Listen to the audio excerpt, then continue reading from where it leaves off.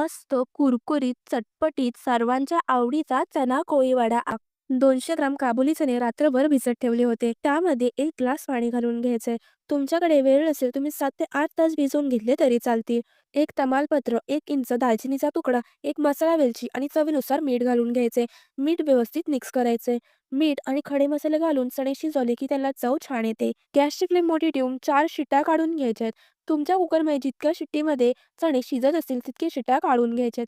चणे जास्त देखील नाही शिजवायचे, ते गळले नाही पाहिजेत. 10-12 लसणीच्या पाकळ्या घ्यायच्यात. लसणीच्या पाकळ्या हातानेच दाबून घ्यायच्यात. त्यांच्यामध्ये हलकीशी चीर जाईल इतपतच ते दाबून घ्यायचे. जर तुम्हाला हाताने नसेल जमत तर खलबत्त्याच्या दांडाने किंवा लाटणीने सुद्धा तुम्ही दाबून घेऊ शकता.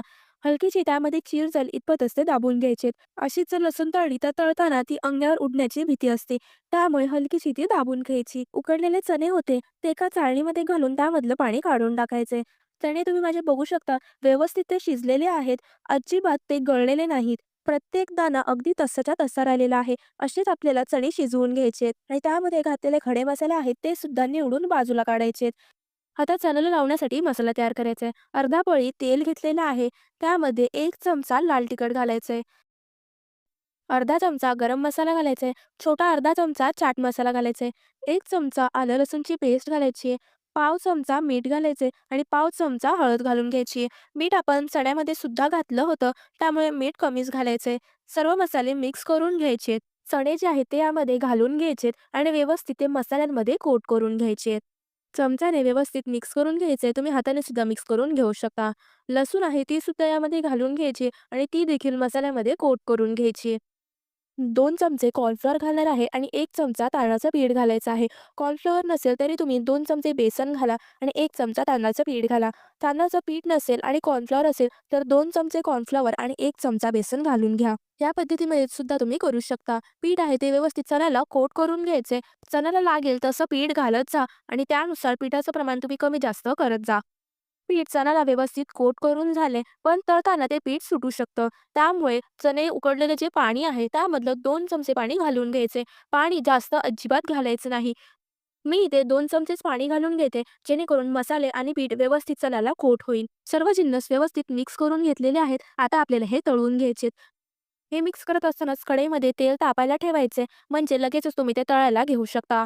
कढईमध्ये सोडताना असे तुम्ही एक एक करून सोडू शकता, पण जर तुम्हाला हाताला वाफ लागत असेल, सोडता येत नसेल तर असे पटापट भरपूर भरपूर एकाच वेळेस सोडू शकता. तळताना ते सुटतातच किंवा तुम्ही तळून झाल्यानंतर सुद्धा ते हाताने वेगळे करून घेऊ शकता. चणे तेलात सोडताना गॅसची फ्लेम लोच ठेवायची आणि ते तळताना देखील गॅसची फ्लेम लो ठेवूनच ते तळून घ्यायचे. चमच्याला जरा कडक लागले की मग असे पलटून घ्यायचे. चणे तळले गेले की ते थोडे तेलावरती तरंगू लागतात. बुडबुडे जे आहेत तेलातले ते कमी होतात. मस्त सोनेरी रंगावरती आलटून पलटून चणे तळून घ्यायचेत. अगदी कुरकुरीत असे आपले चणे तळले गेले पाहिजेत. आता माझे हे पहिल्या बॅचचे चणे तळून झालेले आहेत.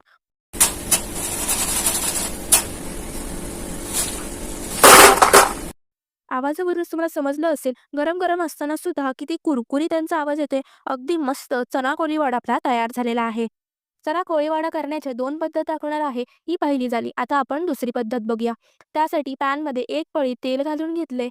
1 कांदा पातळ उभा चिरून घेतलाय. तो मऊ होईपर्यंत परतून घ्यायचाय. कांद्याचा रंग बदली नाही करायचा. तो फक्त मऊ होईपर्यंत परतून घ्यायचाय. 1 चमचा आलं लसूणची पेस्ट घालून घ्यायचे. आलं लसूणची पेस्ट 1 ते 2 मिनिटसाठी परतून घ्यायची आहे. ग्रेव्हीमधला चना कोळीवाडा चवीला अप्रतिम लागतो. तुम्ही एकदा नक्की करून बघा. शिमला मिरची चौकोनी चिरून घेतलेली आहे ती घालून घ्यायची.